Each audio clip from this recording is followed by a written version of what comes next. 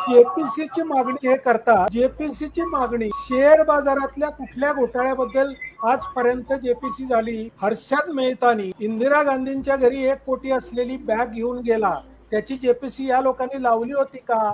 हर्षद मेहताचा घोटाळा यापेक्षा कितीतरी मोठ्या प्रमाणाचा होता. त्यावेळेला काँग्रेसची काय भूमिका होती हे सुद्धा काँग्रेसने जनतेला सांगितलं पाहिजे. मनोजजी, याच्यातलं सत्य असं आहे की नरेंद्र मोदींनी जी अर्थव्यवस्थेची प्रगती केलेली आहे त्यामुळे 2014ला 7,000वर असलेला निफ्टी आजचा जर तुम्ही इंडेक्स पाहिलात तर 21,000वर पोहोचलेला आहे.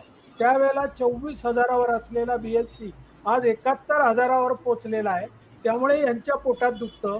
मग हे सगळे जॉर्ज सोरोसचे एकत्र येतात आणि मग ते काय करतात, कुठल्या तरी इंटरनॅशनल एजन्सीला पकडून ते एक रिपोर्ट छापन करतात आणि त्या रिपोर्टची भारतामध्ये आरडाओरडा करून जेपीसी करून मोदींचा विरोध करण्याचा प्रयत्न करतात.